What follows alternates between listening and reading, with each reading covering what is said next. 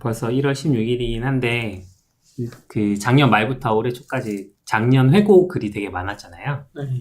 근데 그 커뮤니티 차원에서도 이런 회고글을 올린 곳이 있어서 제가 좀 신기해서 가져와 봤는데, 리드 더 닥스라는 곳에서 2018년 한 해의 어떤 그 현황을 쭉 돌아보는 그런 글을 썼더라고요.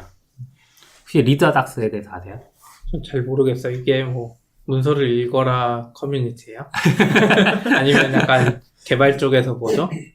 리드 더 버킹 매뉴얼인가? 파인 매뉴얼이에요. 아 그래요? 아니잖아요. 약간 그런 거를 장려하는 커뮤니티인가? RTFM 말하시는 거예요? 네. 네. 그런 이야기를 하고 다니는 커뮤니티인가요? 낙교님이 처음 저한테 소개해 주셨는데 한번 얘기해 주세요, 낙교님. 아, 그래요? 네. 저한테 넘어오는 건가요? 리드 닥스 저한테 처음 소개해 주신 게 낙교님이에요. 글쎄요. 저는 리드 더 닥스가 어떤 커뮤니티까지는 잘 모르고요. 네. 그러니까 리드 더 닥스라는 웹사이트가 있는 거 알고 있긴 하거든요. 네.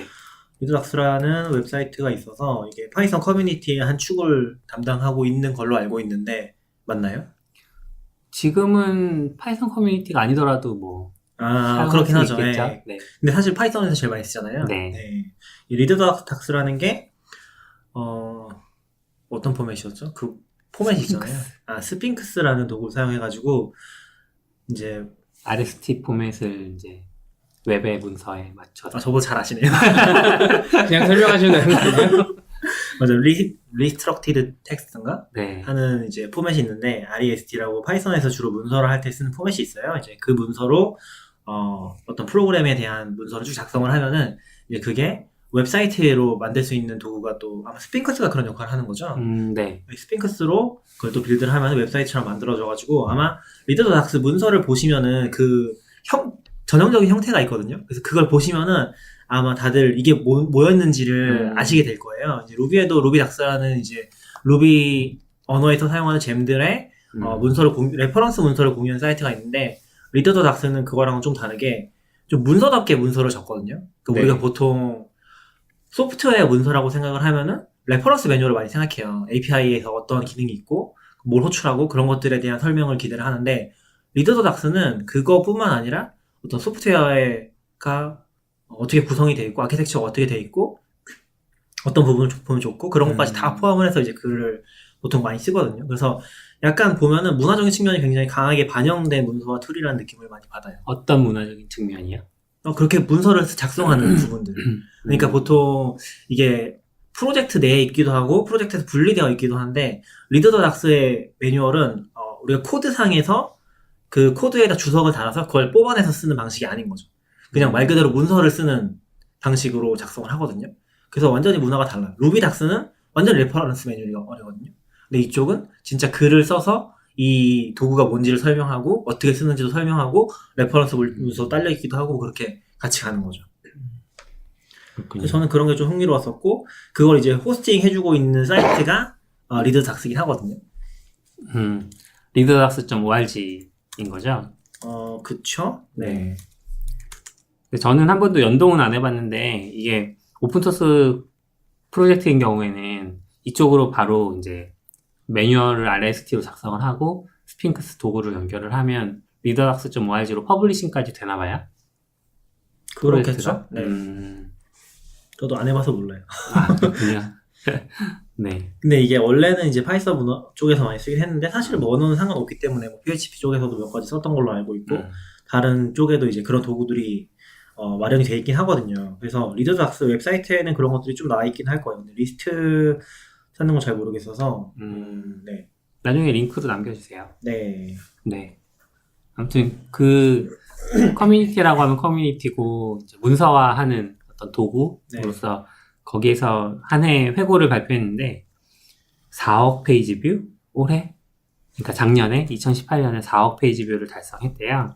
그게 2017년에는 3억 페이지 뷰 정도였고 프로젝트 개수로만 보면 10만 개 프로젝트 그리고 작년에는 그 2017년에는 7만 개 정도.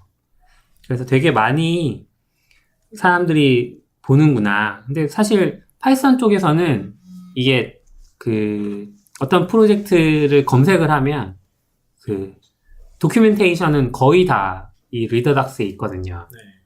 GitHub에도 있지만 리더닥스에도 있어서 당연한 결과인 것 같고 저는 좀 재밌었던 거는 리더닥스 좀 ORG를 운영하려면 어쨌든 서버 비용을 감당해야 될 텐데 그런 비용 감당을 이제 광고 같은 것들로 또 많이 충당을 하고 있어서 이게 좀 신기했어요. 그 광고들이 주로 리더닥스에 들어가 보면 채용 광고가 많이 나오거든요. 그래서 그러네, 그런- 왼쪽에 예, 하이어 디벨롭. 예. 그런 광고들을 수주하면서 서버비를 버는 게 아닌가 싶고 올해 2018년에 잘 벌어서 렉스페이스라는 곳을 사용하다가 애저로 옮길 수 있었다고 하고요. 상근자도 이제 4명에서 5명으로 늘어났다고 해서 와, 이 정도로 할 수 있구나. 좀 신기했어요. 근데 수입이 지금 30만 달러 가까이 되는데 3억 좀 넘는 거죠? 1년에 3억이면 좀 적은 것 같기도 하고. 상근자 5명 치고는 좀 적은 적은 편이죠. 그냥 이 엄청난 뷰에 어떻게 보면 구글 애드센스도 아니고 이제 직접 광고를 달아준 거잖아요. 네. 왜냐면 예전에 저도 기억이 안 나는데 지금 루비잼스도 루비 이제 잼 서버가 있거든요. 네. 거의 중앙 집권화된 그걸 쓰는데 네. 그거를 운영하는데 드는 비용을 뭐 루비컴프나 이쪽에서 나온 컨퍼런스 티켓 비용 뭐 이런 걸로 충당한다는 게 몇억 넘었던 것 같거든요. 근데 그게 다 아. 충분히 커버 가능하다고 그때 봤었는데 문서화 사이트의 뷰 대비는 이쪽은 아무래도 파이썬을 직접 서포트하거나 하는 건 아니라서 그쪽에서 후원을 받을 수도 좀 애매할 것 같고. 그렇긴 한데 돈을 더 벌 수 있을 것 같아요. 광고를 좀 더 붙여서. 근데 그럼 또 저도 사람들이 싫어할 거 아니에요. 저도 지금 이거 사이트 들어가 보니까 네. 뭐 보다 보면 나왔던 그 네, 포맷이 네, 맞아요. 맞아요. 그 사이트가 네. 다 리더닥스예요. 지금 깔끔한 것 같아요. 무슨 음. 솔리디티? 뭐 이런 블록체인 프로젝트 문서도 있는 것 같고. 여기다가 사실 문서를 올리면 장점이 뭐가 있을까요? 그냥 자기 사이트에 직접 올릴 수도 있잖아요. 프로젝트는 이제 깃허브 페이지도 있고. 네, 이게 소프트웨어 문서화에 가까운 거죠. 그러니까 이거는 블로그라든지 어떤 목적을 가지고 쓰는, 그러니까 개인적인 목적을 가지고 쓰는 사이트라기보다는 그 소프트웨어 자체를 소개하기 위한 건데 조금 특이한 점은 이제 아까 얘기했듯이 문화적으로 좀 글다운 글을 써서 공유를 한다는 점. 보통 소프트웨어 문서화는 이제 그런 게 잘 안 되어 있긴 하잖아요. 그러니까 기업 쪽에서 하는 거가 모르겠는데 그쪽은 또 스타일이 완전 딱딱한 스타일로 진행을 많이 하니까 그래서 약간 그런 문서화 쪽에 관심이 있으신 분들은 여기를 많이 쓰는 것 같아요. 그래서 기억나는 프로젝트가 저도 이제 요새는 이런 걸 많이 안 찾아와서 기억이 잘 안 나는데 PHP 어드민 같은 경우도 아마 지금 리더닥스에 있었던 것 같고 그 다음에 파이썬 쪽에서는 그 프로젝트가 아니라 히치하이커 가이드 있잖아요. 그게 네. 리더닥스를 써서 만들었었을 거예요. 그래서 그것도 일종의 테마였던 걸로 기억을 하거든요. 그 포맷도. 히치하이커 문서에 보면은 네. 리더닥스 테마를 다른 것도 사용해서 네, 문서를 보통 이제 꾸며놨다고요? 파란 거랑 왼쪽에 이제 파란 사이드바를 가진 그 포맷을 많이 쓰잖아요. 네. 그 테마를 많이 쓰잖아요. 근데 이제 히치하이커 가이드는 그런 건 아니고 이제 하얀 배경으로 되어 있는 그 웹사이트 있잖아요. 그것도 일종의 테마라서 그런 걸 또 쓰는 사이트들이 있을 거예요. 네. 네, 그랬던 걸로 기억을 합니다. 그렇군요. 그래서 아마 그거랑 비슷한 사이트 중에 하나가 플라스크 문서가 맞아요. 그랬던 것 같아요. 예. 네. 그게 다 비슷한 테마를 쓰고 있는 거죠. 파이썬 쪽에서는 케네스 리츠라고 유명한 분이 있는데 이분은 거의 모든 문서를 다 리더닥스로 하세요. 네. 뭐 전부 다인지 모르겠고 아무튼 이분이 공개하는 오픈소스 프로젝트들은 들어가 보면 딱 그 플라스크랑 비슷한 포맷을 가지고 있거든요. 네. 그래서 리더닥스를 많이 쓰는구나 해외분들은. 광고 사이트를 들어가 봤는데 메일을 보내야 되냐. 애드버타이즈 사이트에서 눌렀더니 그 옛날식으로 이제 이메일 남기고 비용이 궁금해서 한번 들어가 봤습니다. 당근마켓 거기다가 이제 광고 때리시는 건가요? 근데 그냥 궁금해서 이런 거 있으면 보거든요. 네. 스택 오버플로우도 한번 물어봤는데 스택 오버플로우는 이제 무조건 1년이고 최소 500만 원부터 시작하더라고요. 광고비가. 근데 이제 그 효과가 이제 애매하니까 네. 거기도 이메일 보내서 컨택하는 거. 좋네요. 리더닥스. 네. 리더닥스랑 짝으로 라이터닥스라고도 있어요. 이게 100% 짝퉁인가요? 짝이라고 해야 되나? 짝퉁은 아니고요. 그러니까 짝꿍으로. 아, 네, 그래서 제 느낌엔 짝꿍이었는데 이제 리더닥스라는 어떤 문서화하는 그 문화 이런 문화들이 좋잖아요. 사실 좋은 문서가 오픈소스 프로젝트를 잘 그 발전시킬 수 있으니까. 그래서 그런 취지에서 시작한 건지는 모르겠지만 라이터닥스라는 커뮤니티도 있는데 여기는 이제 글을 쓰는 방식에 대해서 어떻게 글을 쓸 것이고 어떤 글을 쓸 것이고 또 혹은 이제 어떤 식으로 기술을 그 글과 접목시켜서 글을 한 포맷으로만 쓰고 다양한 방식으로 퍼블리싱을 한다거나 이런 것에 대해 이야기하는 라이터닥스라는 게 있는데 거기에서도 똑같이 이제 2018년 회고하면서 현황을 남겼는데 저는 사실 이게 우리나라에는 없잖아요. 아직 라이터닥스가 컨퍼런스 연정은 한 번도 없거든요. 우리나라에서 주로 미국 포틀랜드하고 유럽에서는 프라하에서 열어요.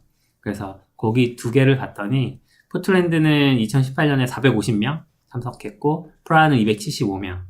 네, 전 좀 그 트위터에서 사진 보면서 기억에 남은 건 프라하는 진짜 무슨 유럽에 있는 그 엄청 멋있는 성 같은 곳을 빌려서 컨퍼런스를 하는데 정말 와 저기 가보면 너무 재밌겠다 좋겠다 뭐 이런 생각들 했고 여기도 이제 웹사이트 사용자도 많고 뭐 한데 2019년 이제 포틀랜드 컨퍼런스도 안내가 되고 있어요. 웹사이트 들어가 보면. 그래서 5월 19일부터 21일까지 포틀랜드에서 진행을 하는데 거기 발표 주제들을 1월 31일까지 받는다고 합니다. 그래서 혹시 관심이 있으시면 뭐 발표 기회를 얻어서 미국을 한번 가보신다거나 하는 것도 좋을 것 멋지네요. 같고. 네. 뭐 그리고 이제 포틀랜드 프라하 말고 오스트레일리아, 그러니까 호주랑 그다음에 신시내티, 여기도 미국이죠. 신시내티에서도 생겨가지고 이제 조금씩 되는 것 같아요. 호주 같은 경우는 2018년에 100명, 신시내티는 50명 모였다고 하는데 제 욕심에는 이제 제가 한국 라이터닥스에 한국 지부는 없고 라이터닥스 서울이라는 거를 미드업을 만들었거든요. 그래서 그 오거나이저를 맡고 있는데 그 컨퍼런스를 한국에서도 한번 해보고 싶다는 욕심은 좀 있어요. 그래서 그 욕심 때문에 지금 벌인 일이 작게 미드업을 하나 만들었어요. 올해 3월에 네, 마루 180에서 진행할 예정입니다. 3월 벌써 24일. 예약 다 하신 거예요? 예, 장소는 예약했고 근데 그거를 열기 위한 조건이 있는 거예요? 그 밑밥이라고 하시면 컨퍼런스는 조건이 있어요. 제가 홈페이지 들어가 보니까 라이터닥스 컨퍼런스가 지금 열리는 곳이 총 4군데잖아요. 포틀랜드, 프라하, 오스트레일리아, 신시내티. 이 4군데 중에 하나라도 참석을 했었던 사람이 컨퍼런스를 열 수 있어요. 참석하셔야겠네요. 그래서 참석하시고도 조금 어려운데 언제 참석할 수 있을까? 참석만 하면 되는 거예요? 거기는 일단 참석했던 사람이고 그다음에 라이터닥스도 요즘 그거 뭐죠? 운영 규칙 같은 거? 그런 게 있거든요. 그 네. 규칙을 따라야 되고.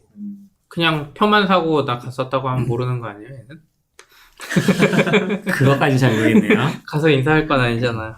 사실 할 수 오거나이저가 아니지. 그 지역별로 되게 많거든요. 이게 네, 미덥이 많다는 거죠? 네. 미덥이 많은데 이 미덥 오거나이저들한테 그 컨퍼런스 하기 전에 연락이 한 번씩 와요. 그래서 티켓 한 장 줄 텐데 너희 쪽 미덥에서 혹시 참석하고 싶은 사람 있으면 알려달라고. 근데 저희는 지금까지 뭐 미덥 규모도 너무 작고 그래서 아무도 간다는 말씀은 없으셨고 일본 쪽에서는 일본 라인에 계신 한국인 분이 라이터닥스 프라였나 포틀랜드를 한번 갔다가 오신 글을 쓰신 적이 있어요. 그래서 그 글 보고 사실 현지화님이라고 그 GDG나 뭐 이런 커뮤니티 활동 많이 하시는 분이 계시거든요. 그분이 저한테 연락을 해오셨어요. 그래서 라이터닥스를 사실 1회 미덥이 재작년에 있었거든요. 파이콘 중간에 한번 끼워서 했었는데 그때 기억이 나는데 혹시 왜 안 하냐. 그래서 제가 동력을 잃어서 그렇습니다. 그랬더니 현지아님이 그러면 같이 해보자. 그래서 이제 사실 현자님이 장소 잡아주시고 아이디어도 주시고 그래서 네, 3월 23일 날 할 예정입니다. 근데 왜 3월이에요? 좀 추위가 가시고 아, 네. 기대가 그때쯤 되네요. 네네. 두 분도 오실 거죠? 아니요. 주말에 어디 못 가요. 해봐야죠. 그러시구나. 아, 주말이에요? 네, 토요일이에요. 네, 저는 갈 것 같아요. 네.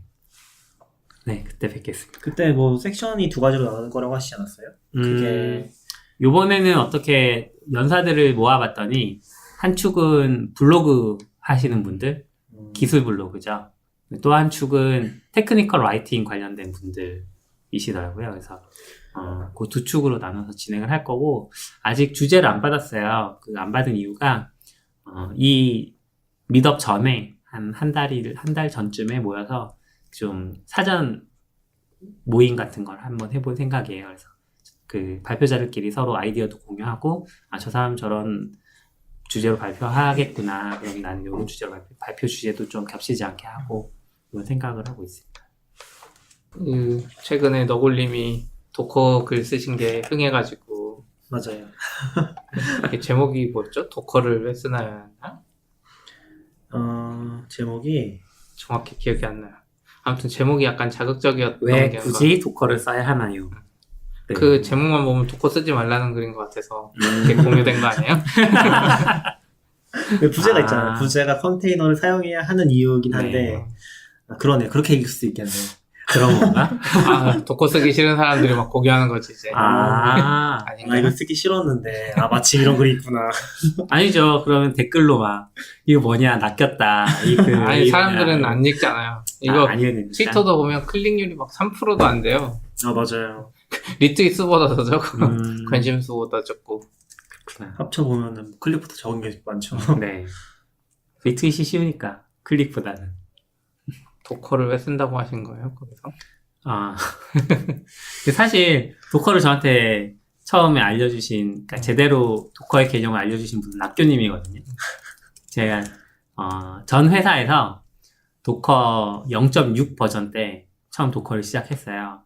근데 그때 제가 주도한 건 아니고 당연히 저는 그때 주니어 개발자였고 그래서 동료분이 주도를 하시고 저는 옆에서 도커라는 게 이런 거구나 정도만 이해하고 넘어간 상황이었는데 되게 힘들었어요. 이게 도커가 초기 버전이다 보니까 기능도 많이 없고 그리고 처음에는 도커 EXEC 명령어가 없었거든요. 그래서 도커를 실행했을 때 그 컨테이너 안에 들어갈 수 있는 방법이 없었어요. 그러면 도커 파일에서 SSH부터 일단 설치를 하고 시작하는 거예요. 안티 패턴이잖아요, 사실. 네, 지금은 그렇죠. 네, 지금 그런데 그때 당시 이제 그런 식으로 해서 SSH 들어가 보고 그래서 막 서비스 떠 있는데 또 왜 잘 안 되지? 접속이 안 되지? 막 그렇게 한참 헤매다가 또 로그 기능을 알게 돼서 로그로 출력해 놨는데 로그가 안 보이는 거죠. 왜 안 보이지? 하고 들어가 보면 또 로그가 있어, 파일은. 이제 로그 설정 같은 거 제대로 안 돼 있고 막 그때는 그래서 좀 헤매고 그렇게 한 6개월 정도를 도커를 쓰고는 있지만 왜 쓰는지 모르는 상태로 계속 괴로워하면서 썼어요. 6개월 지나서도 이미지랑 컨테이너를 계속 헷갈렸던 것 같아요. 그런데 이제 6개월쯤 뒤에 낙교님이 회사에 들어오신 거예요. 그래서 도커를 왜 쓰는지 물어보고 싶은데 낙교님은 도커는 당연히 써야 되는 거고 막 도커를 안 쓰면 오히려 너무 이렇게 기술적으로 뒤처지는 것처럼 이야기를 하시고 그리고 이제 그때는 그렇진 않은데. 낙교님이 이제 들어오시기 직전에도 라인인가 어디서 발표 한번 크게 하셨잖아요. 네이버 데뷔. 네이버 데뷔였나? 네, 그랬던 것 같아요. 그때도 가서 듣고 이제 그 다음에 회사 들어오시니까 아무 도커에 대한 얘기를 많이 하게 되잖아요. 그러면서 조금씩 개념이 잡혔던 것 같아요. 그래서 어느 순간 돌아보니까 제가 도커를 너무 좋아하는 거죠. 근데 나는 되게 처음에 싫어하고 힘들어 했는데 지금 왜 좋아하지? 라는 이유를 이제 생각을 해보니까 몇 가지가 잡히더라고요. 이제 낙교님이 사실 아이디어 던져주신 그런 개념들도 있고 예를 들면 그 글에서 도커 파일을 만들 때 도커 파일을 마치 TDD 하듯이 소프트웨어에서 먼저 테스트 코드 만들어서 실패하고 그 실패를 바탕으로 애플리케이션 코드를 작성해서 성공하고 그 과정을 반복하는 걸 TDD라고 한다면 도커에서도 도커 파일을 작성하는 과정이 TTD랑 비슷해 보인다. 이게 서버를 구성하는 과정 중에 먼저 실패하고 그다음에 도커 파일이 잘 작성돼서 성공하면 서버를 배포할 수 있는 거죠. 그 과정을 거치는데 거기서 실패하는 부분이 굉장히 중요하다고 낙교님 얘기를 하시는 거예요. 그래서 아니 이거 도커 파일 처음에 작성하면서 계속 실패하고 무슨 코드 옛날에 C++나 C 같은 거 컴파일 할 때 느낌처럼 컴파일 한번 돌리고 한참 기다렸다가 실패하면 또 조금 수정하고 막 이런 느낌이다. 얘기를 했더니 거기서 실패를 안 하고 나중에 실제 서버에서 실패를 하면 그건 장애로 이어지지 않냐 이 얘기를 하시는 거예요. 그래서 정신이 번쩍 들었죠. 아 그렇구나. 그래서 그 낙교님의 아이디어를 사실 글로 정리한 부분이고 또 한 부분은 이제 그 도커로 어쨌든 이미지를 잘 만들면 이게 아무렇게나 만든 게 아니라 잘 만들면 이 이미지를 가지고 컨테이너를 무한정 배포할 수 있다는 점이 굉장히 매력적이었어요. 지금은 이제 회사에서 만들고 있는 서비스는 AWS ECS를 사용하고 있는데 사실 무한정 할 수는 없어요. 왜냐면 ECS 클러스터 개수가 제한이 있기 때문에 무한정 올릴 수는 없지만 어쨌든 그래도 내가 원하는 방식으로 스케일링을 할 수 있다는 점 그리고 그 스케일링 하는 거를 굳이 ECS에서 안 하더라도 로컬 컴퓨터에서도 재현해 볼 수 있다는 점들 그런 게 매력적이어서 막 생각을 하다가 이거는 클래스하고 소프트웨어에서 클래스하고 인스턴스의 개념과 좀 비슷하게 생각할 수 있지 않을까라고 생각해서 그 두 부분을 이제 주로 정리를 해봤죠. 네. 생각보다 많이 팔려서. 그런 포인트들이 좋았던 것 같긴 해요. 그러니까 실제로 도커를 싫어하셨다고 했잖아요. 네. 싫어한 사람이 약간 좀 뭐라고 해야지 개종을 하면서 그쵸. 그런 느낌이죠. 나는 왜 도커로 개종을 했는가 간증한다는 그런 거고요. 그쵸. 간증. 그런 부분이 있어서 약간 그런 포인트를 설명하려고 하는 부분들이 좋았던 것 같긴 해요. 저는 그런 게 되게 재밌었거든요. 예를 들어서 이게 문장이 되게 이상한데 제가 느끼기에는 이상하다고요? 네. 그런 깐다. 문장이 있었는데 아니 그런 문장이 있었는데 잠깐만요. 어떤 문장이었지? 여기 중간에 보면은 이런 문장이거든요. 도커 파일이 서버 운영 기록이라면 도커 이미지는 운영 기록을 실행할 시점이라고 할 수 있습니다. 네. 좀 어색하잖아요. 아닌가? 좀 어색하네요. 네. 좀 어색한데 근데 이게 조금 저는 말이 되는 거라고 느끼긴 했거든요. 의견 어울림이 느끼신 부분일 것 같긴 한데 네. 밑에 보면 이제 엔서블이랑 차이를 보여주고 있잖아요. 네. 이런 포인트가 굉장히 중요한 것 같기는 해요. 저도 이제 실패를 미리 한다고 이제 얘기했었는데 전 TDD라고 얘기한 적은 없고요. 맞아요. 실패를 미리 한다는 개념으로 얘기를 했었는데 이런 부분들이 어떤 시점에 실행되는지에 대한 개념을 놓고 보면은 결국에 서버 운영이라는 거는 서버가 돌아가는 중간에 들어가서 자꾸 뭔가 실행시키는 거잖아요. 그럼 네. 서버가 계속 바뀌거든요. 그렇죠. 근데 그런 걸 안 하도록 만드는 부분들. 근데 그걸 이제 시점 기준으로 봤을 때 어떤 시점에서 어떤 일들이 일어나는지를 바라보는 게 중요한 것 같은데 그런 게 보통 잘 안 되긴 하거든요. 그래서 그런 표현이 재밌었던 것 같아요. 도커는 이제 운영하다 보면 계속 이 니즈가 생기는 것 같아요. 처음에는 사실 그냥 한두 대 운영하고 처음에 막 운영할 때는 그냥 서버에 다이렉트로 설치하고 인서블이 훨씬 편한데 저희도 그렇고 네. 계속 하다 보면 잘 되던 게 안 돼요. 네. 네. 저희도 지금 그 패커로 이미지 굽는 게 있거든요. AMI 이미지 구워요. 네.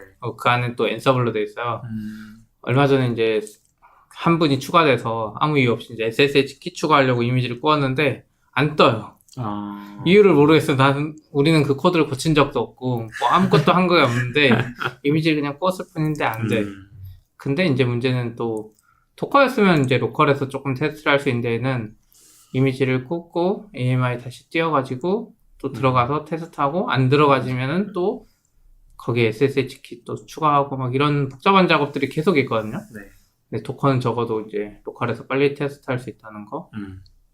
약간 그런 관점이 있는 것 같아요. 처음에는 사실 그냥 서버가 훨씬 편하고 운영이 길어지고 장기전이 될수록 도커의 장점이 살아나는 것 같아요. 사실 도커 쓰면 불편한 게 엄청 많잖아요. 엄청 많죠. 특히나 뭐 도커인 도커라 그래서 도커 안에서 다시 도커 돌리는 네. 것도 사실 귀찮고, 그러니까 도커를 너무 많이 쓰다 보니까 이제 도커인 도커에 그게 더 심해지는 것 같아요. 젠킨스, 그러니까 뭐 우리 앱에서도 머신러닝 뭐 이런 게 복잡하고 이러면 패키지 깔기 귀찮으니까 걔를 네. 도커로 돌리잖아요. 근데 애를 또 도커로, 그거를 감싸고 있는 애를 도커로 돌리려고 보니까 네. 이건 도커 안에서 도커 어떻게 실행하지 계속 이런 생각이 들고 복잡해지는 것 같긴 하더라고요. 저는 도커에 이제 좀 쉽게 빠질 수 있었던, 그러니까 쉽게 도커를 익숙해질 수 있었던 이유는 역설적으로 제가 서버 엔지니어가 아니어서 그랬던 것 같아요.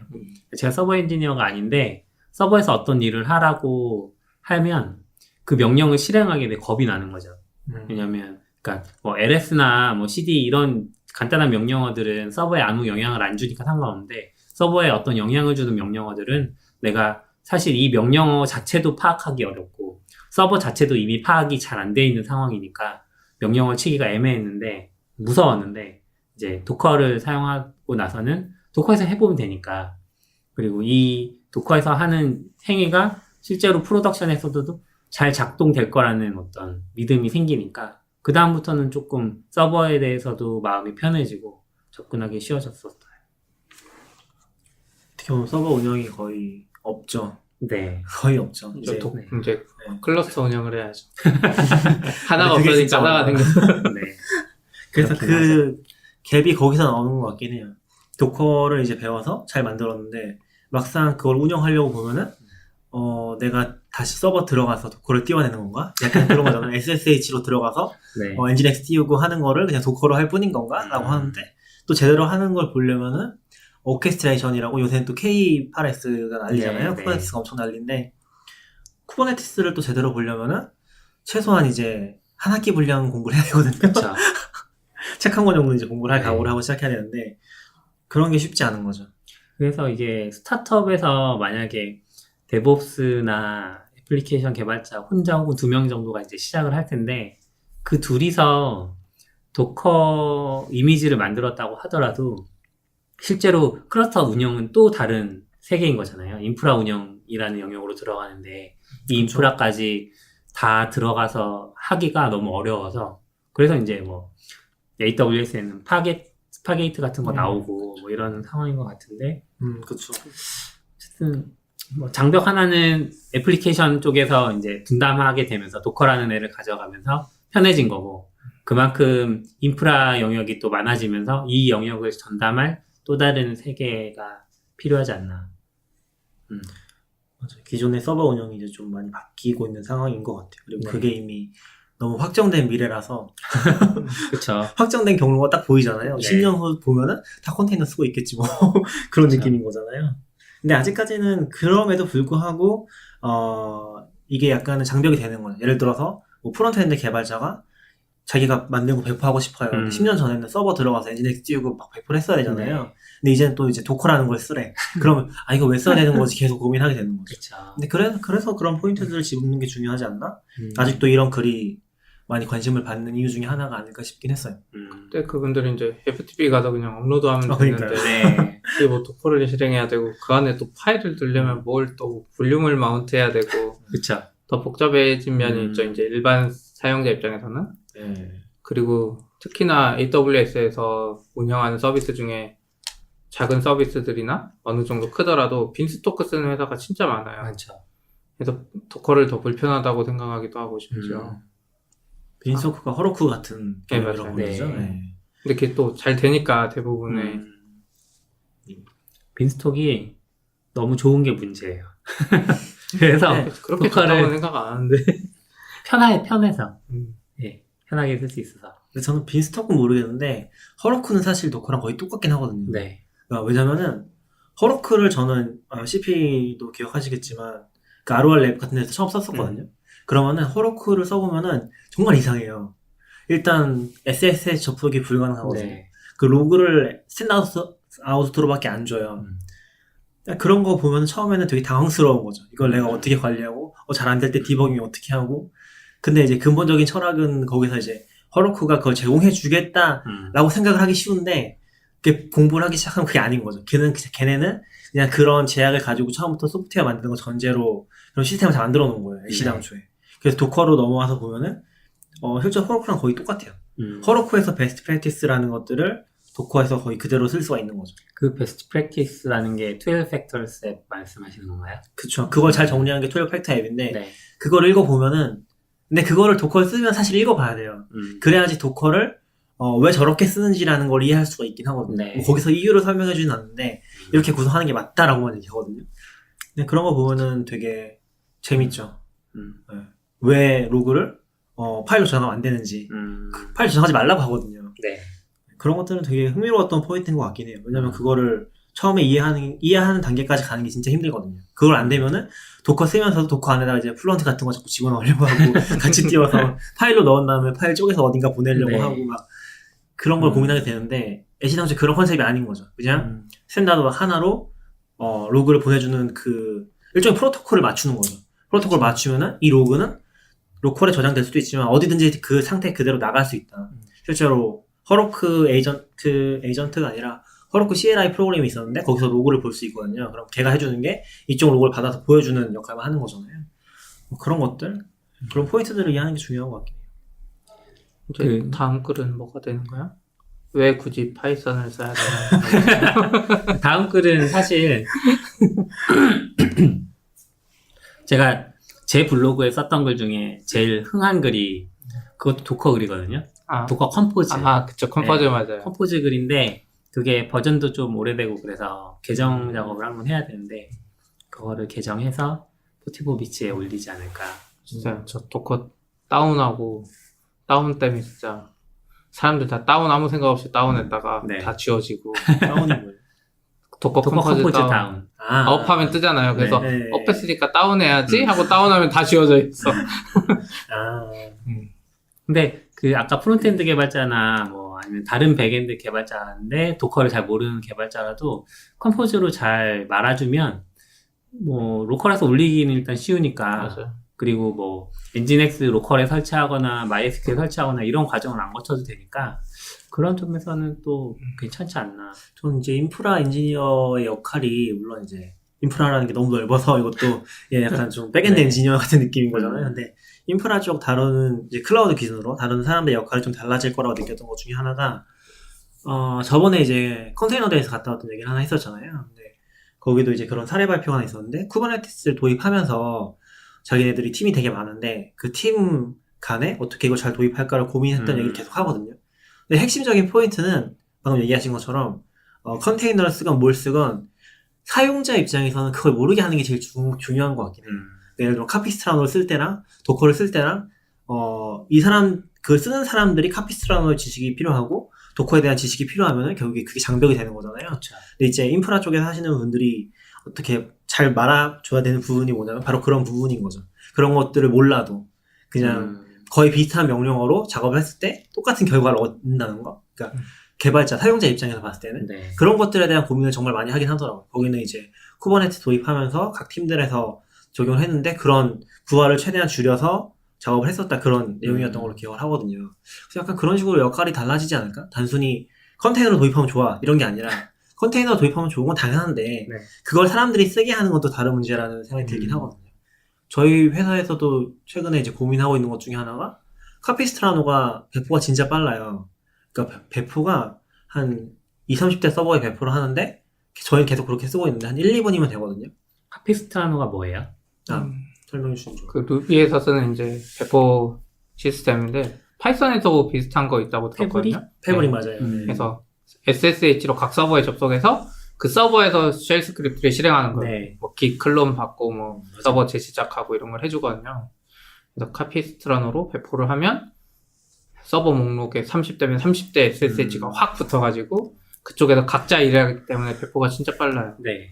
그리고 이제 일반적으로 우리가 전통적인 리눅스 시스템에서 제공하는 그 시그널을 이용해서 제로 다운타임으로 이렇게 쓱 서버가 뜨는 것도 다 되기 때문에 많이 쓰이죠. 거의 문제 없이 쓰고 있고 저희도 이제 MAU 계속 올라가는데도 이제 배포상에서 문제가 생기진 않거든요.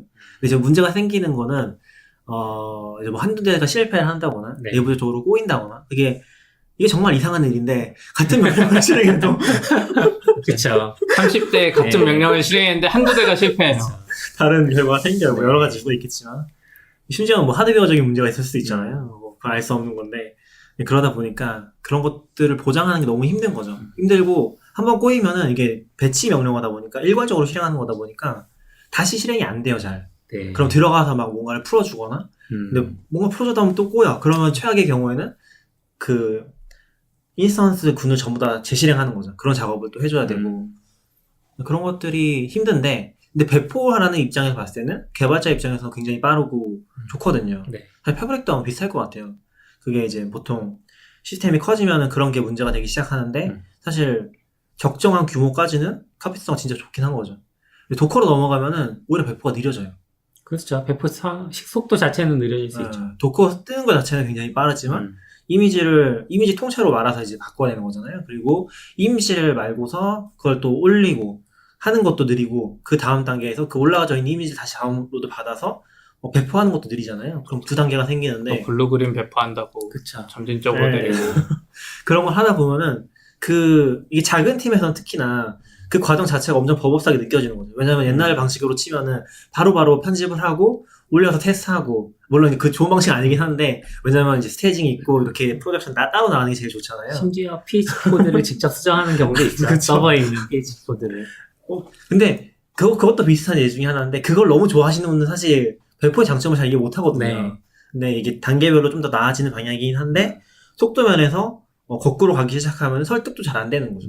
그래서 그런 부분을 어떻게 최적화할 것인지 좀 더 빠르게 할 수 있고 비슷한 방식으로 시도할 수 있게 하고 또 이제 도커만의 장점 같은 것도 예를 들어서 지금 같은 경우는 이게 규모가 크다 보니까 한번 잘 만들어 놓은 건 잘 쓰는데 똑같은 환경을 카피하기가 되게 힘들어요. 개발자가 브랜치 배포하고 싶은데 그 브랜치만 배포한다거나 그런 게 이제 카피탈로 가지고 쓰기는 좀 까다로운 거죠.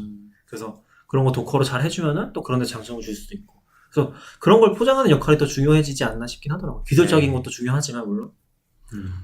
그래서 항상 도커 쓰면은 그때 뭐 서버 관리자가 없어질 것 같았지만 또 일이 생기고 맞아요. 이렇게 되는 것 같아요. 그래서 클라우드 생기면 서버 관리자 또 없어질 것 같지만 또 그쪽에 새로운 일이 생기고 그리고 아직까지는 좀 어려운 것 같긴 해요. 그러니까 아직까지는 어렵다는 게 뭐냐면 파게이트 같은 거 쓴다고 해도 파게이트를 쓸 수 있는 사람은 여기 컨테이너를 알고 클라우드를 알고 AWS 잘 알아야 되거든요. 그러니까 생판 모르는 사람이 파게이트 쓰면 컨테이너 띄울 수 있대 라고 하고는 실행할 수가 없는 거예요. 그래서 물론 이런 거는 조금 나중에 어떻게 될지 모르겠긴 한데 예를 들면 넬리파이 같은 경우도 이제 프론트엔드 배포 같은 것들을 굉장히 쉽게 할 수 있다는 컨셉을 가지고 있는 거잖아요. 그게 뭐예요? 넬리파이라고 전에 아웃사이더님 나왔을 때 얘기했었는데 네. GitHub 페이지 같은 건데 유료 서비스로 좀 더 잘 해주는 게 있어요. 뭔가 HTTPS도 잘 제공해주고 그런 것도 잘 포장해놓은. 근데 이제 그런 걸 쓰면 훨씬 쉽게 프론트엔드 개발자 같은 경우는 배포를 쉽게 할 수 있거든요. 근데 이제 그런 부분들처럼 결국에는 이런 부분들이 좀 더 쉽게 그리고 좀 더 우리가 기존에 엔지니어들이 했던 부분을 하지 않아도 비슷한 환경 구축할 수 있게 갈 거라고 생각은 하는데 아직까지는 그 단계는 아닌 것 같긴 한 거죠. 도커 쪽은. 네.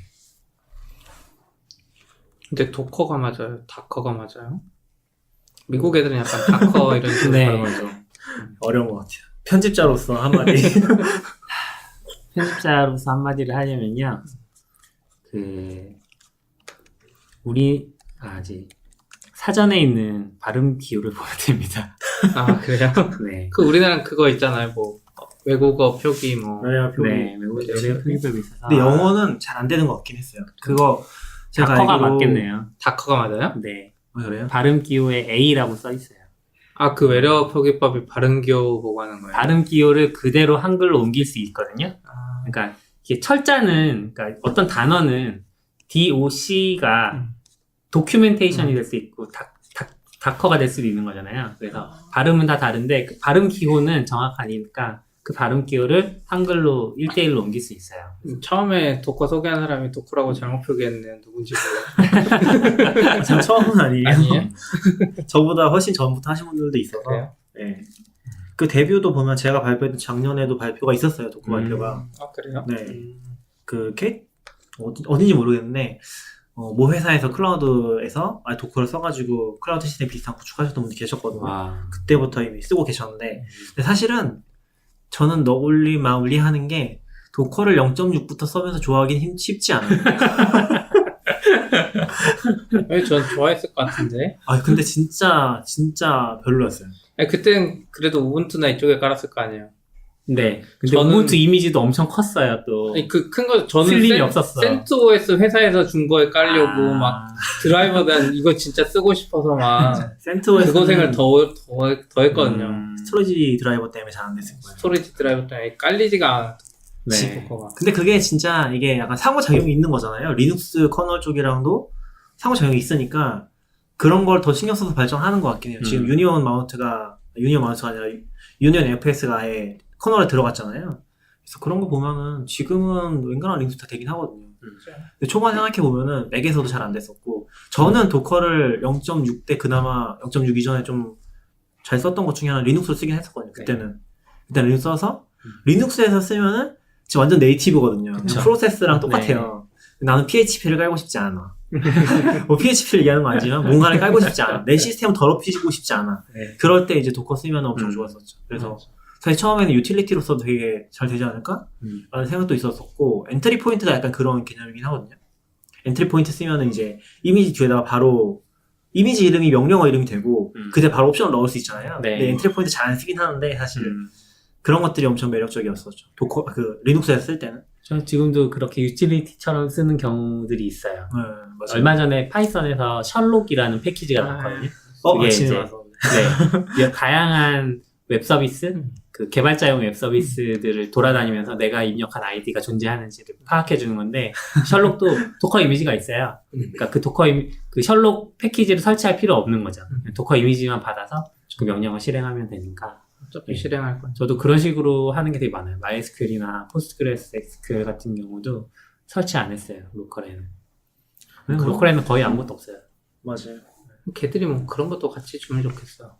사실 도커로 제공은 하지만 도커 런하고 뭐 입력해야 되잖아요. 네. 그것도 없으면 좋겠어. 아, 그냥 그것도 이 맞아요. 도커 파일 같은 데 포함돼서 그냥 도커 런 이미지 하면 음. 아이디만 딱 넣으면 좋겠는데 막 이거잖아요. 이름을 잘 짓는 게 중요해요. 셜록이 이름 잘 지었더라고요. 네. 제가 그 궁금해서 얼마 전에 봤을 때 안에 소스 봤더니 단순하긴 하더라고요. 그냥 URL 패치해 보더라고요. 아, 그 URL 구조가 있잖아요. 유저 정보를 가져오면 네. 그냥 그 패치해서 보더라고요. 그러면은 혹시나 뭐 프라이빗 상태로 걸어놨다거나 하면 그럼 없는 걸로 나오겠네요. 걔네들이 어떻게 체크하겠죠? 거기 보면 막 웬가 서비스들이 이제 막 추가돼요. 그 유명해지니까 자기 서비스 막 하려고 난 해서 셜록 너무 특보잡 서비스 너무 많아요 이제. 저희도 하나 넣어놔야 되나?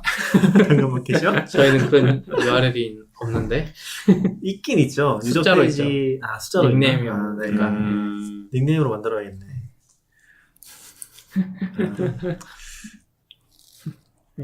오랜만에 또 루비 이야기도 해야죠. 루비요? 네. 이게 뭐 전달하기 좋은 소식인지 잘 모르겠는데 싫어하시는 것 같아 이런 거. 싫어하진 무슨 않아요. 소식인데요? 이게 마츠가 트위터 되게 열심히 하거든요. 네. 굉장히 트위터를 열심히 하는 분 중에 하나예요. 특히 이제 막 보통 어떤 특정한 프로젝트 같은 거 하면은 그 프로젝트에 관련된 거 올라오면 막 리트윗하고 하시는 분들 있잖아요. 마츠도 딱 그런 스타일이거든요. 그래서 루비 관련된 거 엄청 많이 리트윗하고 영어 소식도 많이 전하고 하는데 얼마 전에 이제 하나 리트윗 했던 게 이제 레딧에 있는 글이거든요. 루비 이볼루션이 taking too long이라고 엄청 루비가 느리다. 이런 얘기를 좀 써놓은 글이 있었어요. 그래서 이 사람이 쓴 글을 간략하게 보면은 뭐 루비에 이제 저번에 전달해 드렸지만 build self가 then이라는 얼라이스가 들어갔거든요. 네. 그거 들어간 거랑 뭐 프로 객체를 컴포지션 하는 기능이 들어갔어요. 함수를 합성하는 기능 같은 건데 그게 이제 요 greater than 연산자로 쓰는 거거든요. 그런 거 네. 쓰면은 함수가 합성이 되는 그런 기능이 들어갔어요. 그래서 연산자가 들어갔어요. 그런 게 되게 반갑다. 되게 이번에 2.6 릴리즈에서 그런 게 들어가서 굉장히 좋다. 근데 이제 좀 나는 그런 게 너무 느리게 느껴진다. 왜냐면 함수 컴포지션 같은 기능이 제한이 된 게 여기도 지금 링크 걸려 있는데 버그 트래커에 보면은 6년 전인가 그렇다고 하거든요. 와. 실제로 심지어 7년 전이네. 여기 지금 보면은 7년 전에 추가됐다고 써있어요. 누군가 이거 제안을 한 게 7년 전인 거죠. 네. 그래서 사실 어떻게 보면 그때가 루비가 제일 활발했던 때지 않나 싶기도 해요. 그때 많은 것들이 제한이 됐었고, 근데 또 이제 빠진 것들은 구현 안 되다가 이제 그나마 어쨌건 이제 컴퓨터 분들이 계시니까 조금씩 개선해 나가고 있는데 그런 것에 대해서 좀 불만이 있다. 그래서 뭐 컨소시엄 같은 걸 만드는 게 낫지 않냐 뭐 어쩌고저쩌고 막 이런 얘기를 쭉 했었어요. 근데 어쨌건 마츠가 이걸 리트윗을 하니까 사실 좀 들어가서 보는데 좀 기분이 이상한 거예요. 네. 왜 코멘트도 안 동의하는 했거든요. 건가? 코멘트도 안 했어요. 마츠가 여기에 대해서 뭐 코멘트를 하지 않았어요, 처음에. 그냥 이걸 딱 링크해 놓은 거예요. 그래서, 마츠가 이걸 링크했을 때 좀, 네, 루비 얘기니까 링크한 거 맞는 것 같은데, 약간 좀 기분이 묘한 거죠. 근데 이제, 그게 어디서 터졌냐면은, 며칠인가 지나서, 마츠가 거기에 대해서 트윗을 쭉 쓴 게 네. 있어요. 예, 그래서. 근데 이게 우선 좀 마츠가 이 사람이 한 게 뭐냐면 또 예로 든 것 중에 하나가 그 일드 셀프랑 그 아까 된 이야기도 있는데 일드 셀프 다 만들어 놓고 사람들이 원하는데 이름을 못 정해가지고 몇 년 동안 배포를 안 하고 있으니까 이게 마츠가 결정을 못 내려가지고 이름을 이렇다 하고 2.5대 들어간 예, 거죠. 그래서 엄청 늦게 들어간 마츠 보고 우리가 일드 셀프가 결정하고 2년 동안 이름도 못 정하고 그래서 결정이 안 됐다. 그래서 사람들이 너무너무 이거 빨리 들어 그래서 이름을 결정 안 된 상태에서 일드 셀프로 했고 그리고 이제 겨우 댄으로 들어갔는데 이름 하나 때문에 이게 막 몇 년 늦어진 거잖아요. 그래서 이 사람이 이제 마치를 꼭 집어가지고 왜냐면 마치가 그 네이밍 결정하는 게 너무 오래 걸렸다. 뭐 이런 이야기도 있고 그랬어요. 마츠를 통해서 가는 게 있긴 하죠. 아직까지는 그런 것 같아요. 그러니까 제가 허가를 해준다는 것까지는 아닌 것 같은데 왜냐면 지금 저도 루비 이 컴퓨터계가 어떻게 돌아가는지 모르겠는 게 이쪽에서도 아마 일본 쪽에서 한 달에 한 번인가 계속 모이는 걸로 알고 있거든요. 그 안에서 주요한 결정들을 하는 것 같아요. 그러니까 버그 트래커 쪽이 메인이긴 한데 거기서 중요한 결정될 것들은 모여서 또 결정을 하고 그렇게 진행되는 것 같아요. 정확한 것까지는 모르는데 아무튼 마츠가 쓴 내용 뭐예요? 그래서 마치가 옛날 이야기 했어요. 그냥 옛날 얘기예요. 사실 이 얘기를 직접 하지도 않았어요. 이거 무슨 얘기냐면은 뭐 20년 전에 루비 코드가 공개돼 있을 거 아니에요. 네. 그 코드를 그대로 누군가 복사를 해가지고 이름을 바꿔버렸대요. 그러니까 서로 크레딧. 뭐 이런 기능을 어떻게 넣을까 막 하다가 의견이 틀어지니까 그냥 루비 코드를 그대로 해서 이거는 뭐지? 펄이다 뭐 이런 식으로 새로운 이름을 만들면서 그걸 그대로 공개했대요. 아니요. 이름도 바꿨다. 그게 아니라, 그러니까 막 그런 토론을 한 게 아니라 그냥 가져가서 바꾼 거예요. 이 말로는 자기 의견에 그래요? 디스어그리한 사람이 카피했다고 돼 있어요. 근데 제가 봤을 때 디스어그리라는 거는 토론을 했다기보다는 그냥 루비에서 뭔가 바꾸고 싶은데 그럴 수도 있겠네요. 그럴 수 네. 있죠. 그 약간 추론이긴 한데 어쨌건 이제 누군가가 그걸 저장소로 복사에다가 그 만든 사람 이름을 바꿔버린 거예요. 맞아요. 네. 저자 이름을. 그래서 마츠가 그냥 가만히 있었대요. 그냥 어떻게 하나 보자라는 느낌으로 가만히 있었고 근데 그 사람이 이제 몇 개월 지나서 그냥 사라졌다고 하더라고요. 역시나 네. 말하는 건 쉽지만 네. 진짜로 하는 건 어렵다 해가지고 마츠가 이게 말하기로는 이제 그 다음부터 이런 거를 엑스루비 증후군이라고 자기는 그래서 뭐 보면은 이제 그때 기억들도 그렇고 이제 어쨌거나 사람들이 하는 행동이나 그런 것들이 오픈소스 만든 사람들한테도 상처가 될 수 있다? 약간 결론은 그런 거긴 그렇죠. 하거든요. 그래서 여기서 이제 얘기했던 것 중에 하나가 파이썬은 귀도를 잃었다. 이제 그래서. 영어로 써있던 거긴 하거든요. 근데 물론 이제 이거는 아마 스카리님이 좀 정정을 해주셨던 것 같아요. 그쵸? 네. 스카리님이 귀도가 이제 파이썬 커뮤니티를 완전 떠난 건 아니고 거기서 적정한 역할을 맡아서 여전히 참여를 하고 있다라고 얘기해 주셔서 약간 좀 차이가 있는 것 같아요. 떠난 온도차가. 건 아니고 약간 이런 느낌이었던 것 같아요. 기도가 이제 그걸 잃었다고 한 거잖아요. 어떻게 보면 파이썬 커뮤니티가 기도를 잃었다고 한 게 약간 기도의 마음을 떠나게 만든 그런 거잖아요. 어쨌든 제가 요거는 이제 떠난 아마 건 아니고 마츠 얘기에서부터 좀 와전이 돼서 그렇게 정정해 주신 것 같고 근데 아무튼 뭐 마츠가 이렇게 얘기를 하긴 했어요. 귀도를 잃었다고. 가로치고 I think 그랬어요. 내가 생각하기에. 네. 아무튼 그런 얘기가 있었고 그래서 뭐 결론을 보면은 그렇다고 해서 뭐 사람들이 이제 셧업하기를 원하진 않는데 닥치기라고 하는 건 아니긴 한데 근데 그래도 이제 우리가 상처를 받을 수 있으니까 그런 것들이 건설적으로 잘 이어갔으면 좋겠다라고 얘기를 했는데 사실 레딧에 대한 얘기가 없어요. 그 레딧에 대한 얘기가 왜 나왔냐면은 이게 사실은 이 탈의 아래에서 이걸 정리한 또 기사가 퍼블리키에 올라왔거든요. 퍼블리키는 일본의 클라우드 관련된 소식을 전하는 약간 개인 언론, 개인 미디어예요. 근데 거기서 정리해서 올렸는데 이 분이 그 탈의 아래에다가 물어봤어요. 이 트윗을 작성한 원인이 혹시 그 레딧에 있던 그 글이냐. 마츠가 맞다고 했어요. 와. 그래서 이제 그게 연결이 되는 거죠. 음. 그래서 아무튼 뭐 그런 것들이 좀 엮여 있어서 마츠도 그런 데서 뭐 상처를 받겠죠. 물론 이제 루비가 느린 게 맞을 수도 있긴 한데 어쨌건 뭐 사실 이게 어려운 부분인 게 언어를 만드는 사람들이랑 언어를 쓰는 사람들은 진짜 다르긴 하거든요. 그래도 그런 얘기가 좀 있었는데 언어를 쓰는 사람들은 보통 언어를 만들지 않아요. 보통 이거는 언어 만드는 쪽은 C 쪽 레벨에서 보통 만드니까 그게 좀 달라서 더 그런 것도 있는 것 같긴 해요. 그리고 루비가 이제 인기를 잃으면서 인기 한참 없을 때 속도를 붙이기보다는 한참 인기 있다가 조금 떨어지기 시작하면 또 느려진 것도 있고 네. 그러면서 계속 나오는 얘기가 루비 죽은 거 아니냐 매년 그 얘기를 한다고 하거든요. 그 이야기 들으니까 그 생각났어요. 루비 이제 데드닷컴인가? 웹사이트 있어요. 점 사이언스인가 뭔가 네. 있었어요. 예. 근데 그 사이트 들어가면 사공사였나요? 아니 not dead였나?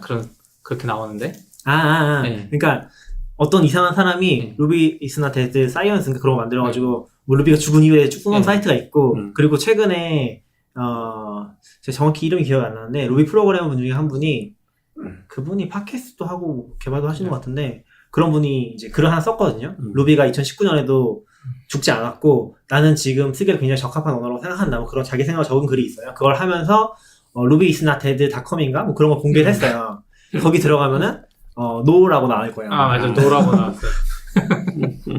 정확히 기억이 안 나는데 아마 그런 사이트가 있어요. 그래서 제가 링크 해놓을게요. 그래서 재밌어요. 뭐 그런 얘기들이 계속 나오고 있는 거긴 하죠. 근데 확실히 루비가 이제 최근에 나오는 언어, 좋은 언어들 많이 있잖아요. 고도 그렇고 러스트도 그렇고 네. 또 저는 잘 안 쓰긴 하는데 이제 깊이 공부해본 건 아닌데 그런 언어들이 또 좋은 컨셉들을 가지고서 발전하고 있다고 얘기되잖아요. 그런 거에 비해서 뭐 타입 얘기도 계속 나오는데 루비는 타입 안 넣는다고 했었고 마치가 계속 고민은 하는 것 같아요. 네. 그러니까 타입은 개발자 단에서는 안 넣어도 컴파일러 단에서는 고민하는 것 같고 그때 이야기 들어보면 짓 같은 것도 이제 처음 첫발 내디는 거랑 마찬가지고 누군가 하고 있긴 한데 사실은 그 사람들한테 많이 짐이 들어가 있는 게 맞긴 하죠. 또 어떻게 나눌지도 아직 많이 얘기가 안 된 것 네. 같고 그리고 그렇다고 뭐 사람들한테 막 루비 컴퓨터 하라고 강요할 수도 없는 거잖아요.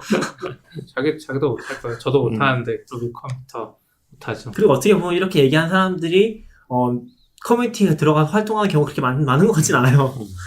근데 뭐 진짜 별로는 언어면 새로운 언어가 계속 나오고 해야죠. 아 그렇죠. 네. 데노 같은? 제너는 언어라고 하긴 언어는 좀- 아니죠. 런타임이니까. 런타임이니까. 그러니까 뭐 노드가 그 사람 떠나서 노드 안 아니요. 되는 것들 또 새로 나오고. 되게 재밌는 사실을 발견했는데 데노가 노드더라고요. 네? 뭔 말이에요? 그쵸?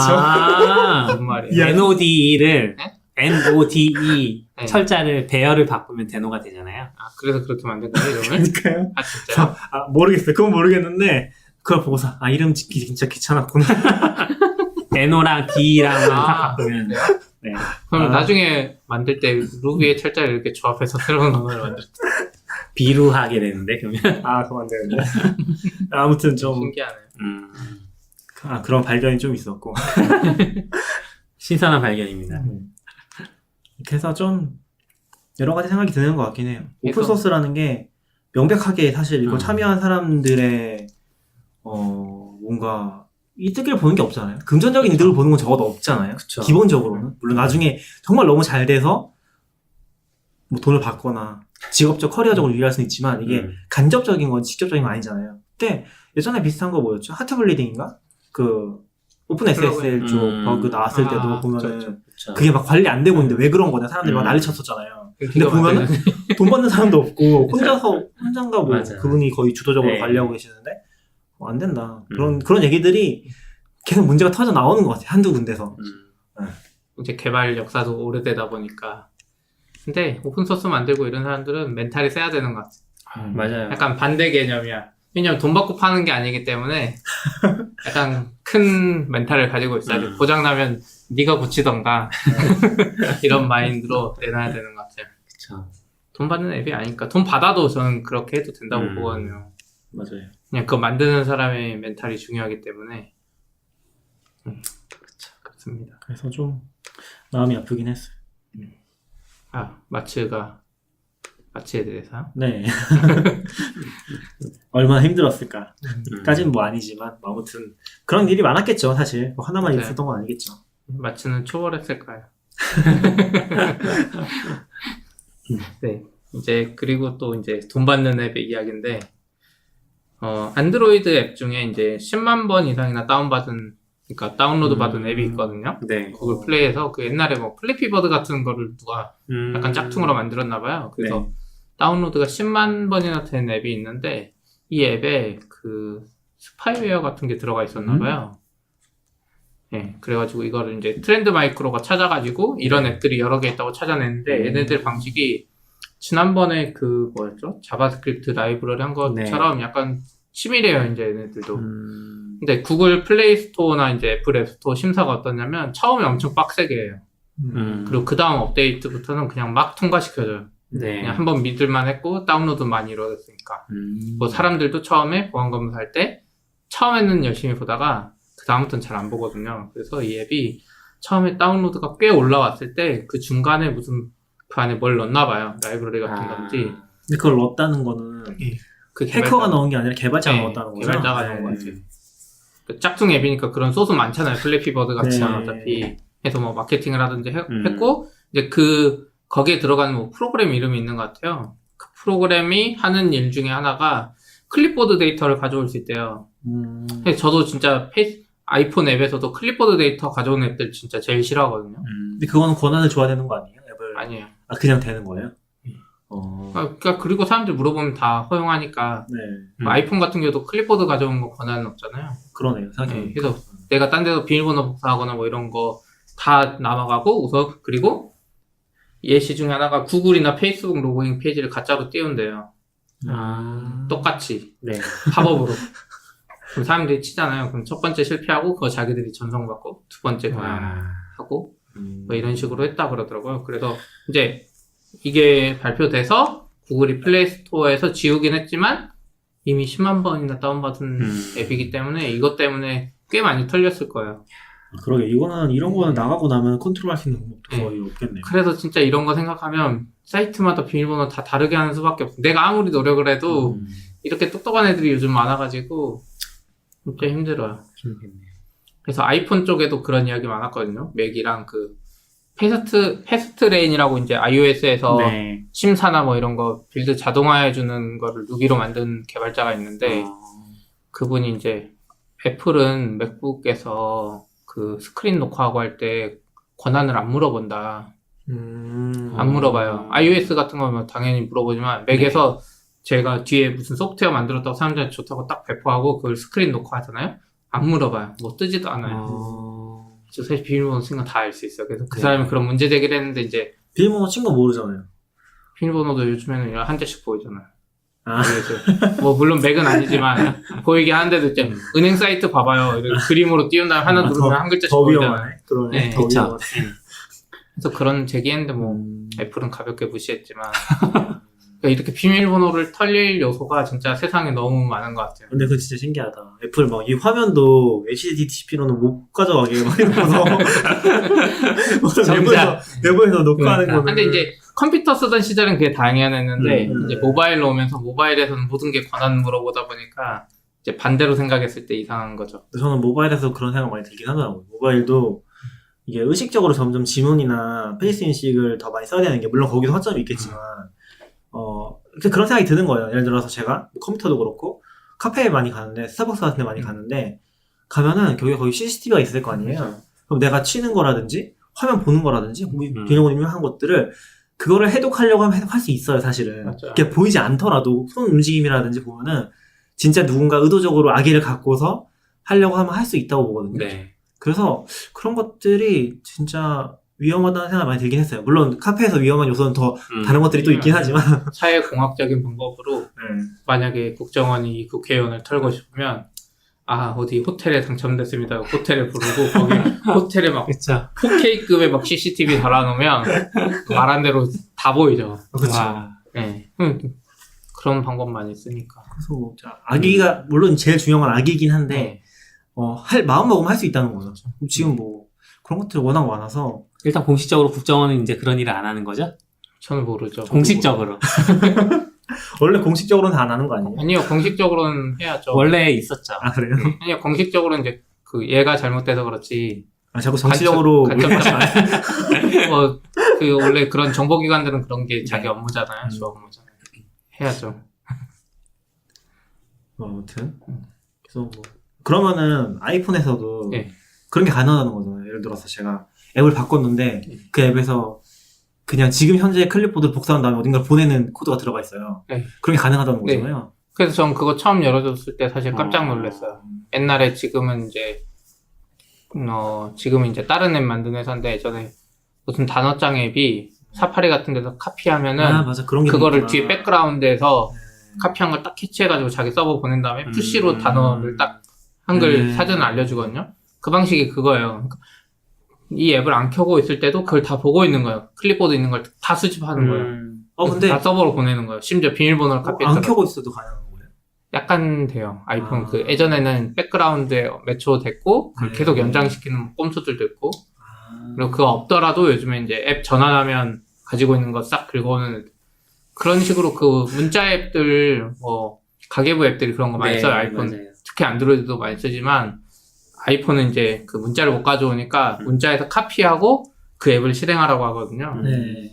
그래서 다 저도 그런 식으로 하는 거예요. 그래서 되게 찝찝한 것 중에 하나가 항상 원패스워드에서 아이폰을 쓸 때는 카피를 하잖아요. 맞아요. 그게 굉장히 찝찝하긴 하거든요. 맞아요. 왜냐면 걔는 지워지지도 않아요. 그러니까 맥에서 컨트롤 할 때는 몇 초 지나면 어쩌고 지워지긴 하잖아요. 그러니까 클립보드 상에서. 네. 그리고 좀 재밌었던 게 맥에서 할 때는 클립보드 앱 다른 것들이 있잖아요. 뭐 저도 딴 거 하나 쓰고 있었는데 기억이 안 나는데 그런 거 쓸 때 거긴 안 들어가더라고요. 원패스워드에서 복사하는 거는 거기 안 들어가도록 뭔가 해놓은 것 같더라고요. 그거는 앱 제조사들이랑 맥 쪽이 이게 애플 커뮤니티 개발자들이 서로 그런 마인드가 있어서 특정 앱 개발자들이 그 클립보드가 원패스워드 가면 안 붙여넣게 해놨어요. 다. 몇 군데가 다 해놨어요. 네, 그런 건가 보네. 그래서 그런 것들이 안 들어가서 좀 좋긴 하더라고요. 근데 이제 아이폰에서는 그게 컨트롤이 안 되니까 이게 그냥 계속 남아있는 거거든요. 그렇죠. 그러면 뭐 딴 사람이 잠깐 폰 볼 수 있잖아요. 네. 물론 요새는 좀 적은 것 같긴 한데 그러면 이제 거기서 열었는데 패스워드 들어있어. 그럴 수 심지어 있는 요즘에 아이맥에도 붙여넣기 하니까 갑자기 아, 폰에서 맞아요. 안개 막 붙어. 그래서 이제 어려운 것 같아요. 요즘에 좀 바뀌긴 했어. 애플이 iOS 12 오면서 그 원패스워드를 약간 노리고 그 안에서 원패스워드를 이제 다이렉트 연동하게 해놨어요. 그래서 이제 그 카피 안 해도 그 입력창 되면 밑에 자동으로 떠요. 그래요? 그래서 네이티브하게 원패스워드 거를 이렇게 넣어주는 기능이 생겼어요. 지금 된다는 거죠? 네, iOS 12에 그게 들어갔어요. 모르겠어요. 이게 아이폰 5SE는 안 해줄 수도 있네. 5S가 아니라 아이폰 SE라니까. 아예. 아무튼 그 기능이 이제 근데 활성화 해줘야 돼요. 직접 설정에 들어가서 그 비밀번호 관리 앱으로 아이클라우드가 아니라 원패스워드를 쓴다고 활성화해주면 이제 모든 입력 폼에 거기에 바로 복사 안 해도 되게. 그거 한번 해봐야겠네. 우리 나중에 패스워드 얘기해도 재밌을 것 같긴 한데. 네, 그것도 한번 이야기하죠. 뭐 언젠가. 오늘은 여기까지 할까요? 네, 여기까지 하죠. 네.